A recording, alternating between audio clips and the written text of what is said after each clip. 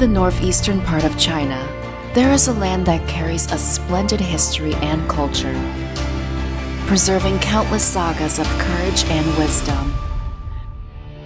Let's step into Liaoning, a place famed for its world cultural heritage sites.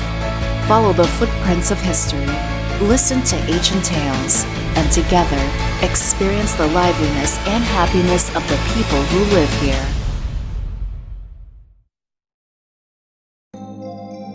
My name is Zina. Today I'm at the foot of Munu Mountain in Benxi, Liaoning. As I lift my head and gaze at the lush and lofty main peak, I marvel at its majesty, unusualness, and look of a verdant shield. Its shape resembles 5 elegant fairies.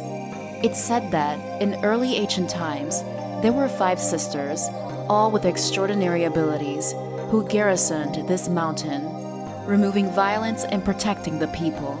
And as per historical research, in 37 BCE, Prince Chumo of the northern Buyu Kingdom established the kingdom of Gaiguli here, making Munu Mountain his capital, thereby unrolling this historical scroll. Munu Mountain City, a significant historical city with a continuous history of over 2,000 years, and exhibits a unique cultural landscape.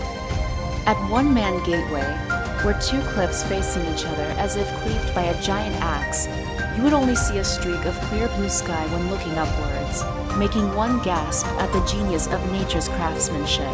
After climbing up 999 steps, you finally reach the viewing platform engulfed in a sea of clouds and pine waves. Here, the ancient pines sway, often becoming shrouded in mist, making one feel as if they're in a fairyland. On the highest part of the mountain city, at the lookout platform, you can see undulating ancient stone wall remnants all along the cliff edges. While the mountain body nearby appears magnificent, those in the distance look beautiful. The vast Huanglong Lake in the distance shimmers in the sun. Looking south, you will see the Hangjian River flowing around the county town of Huanren, reminiscent of a giant Taiji diagram. When you look down from the sky, you can see that Wunu Mountain City is strategically situated in a formidable location, displaying a grand and imposing spectacle. The main peak of the Wunu Mountain is 823 meters above sea level, with cliffs on all sides rising vertically up to 100 meters. The top of the mountain is flat, stretching 1.5 kilometers in the north-south direction and 300 to 500 meters in the east-west direction. On the eastern side of the main peak, remnants of the ancient city wall can be seen following the counters of the mountain. Some sections of the wall were built with long stone slabs for the base, piled on top with layers of wedged-shaped stones to reduce tension. These stones are larger at the bottom and smaller on top. They were not held together with adhesive, yet they have withstood the test of time without collapsing.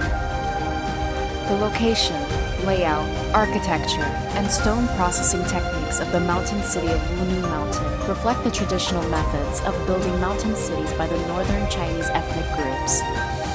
Yet, it also displays innovative elements, thus establishing itself as a model for mountain cities in China and perhaps even Northeast Asia. The mountain city still shows visible traces of ancient buildings, barracks and posts, granaries, reservoirs, watchtowers, and other ruins invoke a sense of ancient poetry settling in time. Built on top of the mountain, Wunu Mountain City is the first discovered defensive town constructed on high ground in Asia, and therefore known as the first defensive city of the East. Even in the height of summer, the mountain remains refreshingly cool, making it an ideal retreat from the summer heat. The natural beauty of Wunu Mountain and its historical significance complement each other.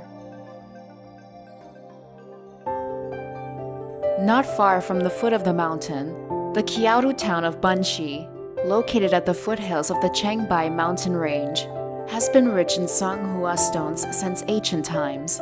These stones are hard and dense with exquisite patterns and bright colors, found in shades of violet, emulating mists and clouds, green like crystal clear water, and yellow akin to colored glaze. The Kiaoru town of Benxi has long been a hub for folk inkstone making the Northeast, with its work being recognized as Kiaotu inkstone, Liao inkstone, and Benxi Lake inkstone, among other terms. During the reign of Emperor Kangxi of the Qing dynasty, the Songhua inkstone had become the official inkstone used in the imperial count. The production of the imperial Songhua inkstone in the royal court was initiated in the 28th year of Emperor Kangxi's reign, and personally established by Emperor Kangxi himself, who even wrote the treatise on making inkstones. The Songhua inkstone, with its oil-like ink release and smooth writing property, has been acclaimed as the supreme among all inkstones. Today, Fang Weiyuding, having inherited his father's mantle, strives hard and seeks persistently. Through 5 generations of inheritance, she has become the youngest female master of making Songhua inkstone. The production of the imperial inkstone embraces the traditional imperial procedure used in the ancient court, following rigorous rules.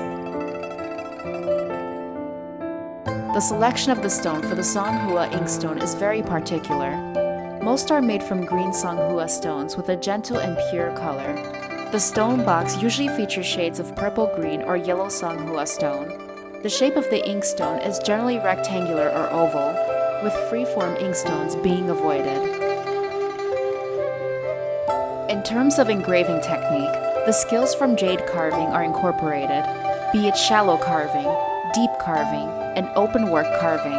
The lines should be smooth and the tension should be restrained to embody a balanced beauty. The patterns demonstrate the imperial grandeur, often featuring ancient sacrificial vessel motifs, combined with symbols of good fortune, presenting a refined and understated style. When the lid of the inkstone is lifted, the jade-like texture and delicate patterns attract attention. I can't help but want to experience the infinite charm of Chinese calligraphy. This Songhua inkstone is for me the most unique cultural memory of this trip. Beautiful views, beautiful inkstones, and delicious food all complement each other perfectly. Now let's taste the specialty of Huanren of Benxi, the lagu tofu. The lagu, the crayfish of northeastern China, only survives in extremely clean streams, hence its delicious and sweet flavor. The lagu tofu is made by boiling and coagulating minced lagu meat, served with fresh vegetables and simply seasoned, hence the delicious dish with the taste that is rich and delicate, and the soup that is especially flavorful, leaving a lasting impression. It is a true delicacy among Benxi's traditional cuisine. In the ancient mountain city, I traveled through 1,000 years in dialogue with history. I am enchanted by the beautiful scenery, impressed by the beautiful inkstones, and mesmerized by the delicious food. On this magnificent land with its deep cultural roots, every inch is filled with gem-like heritages. I will remember this colorful city known as Benxi Liaoning.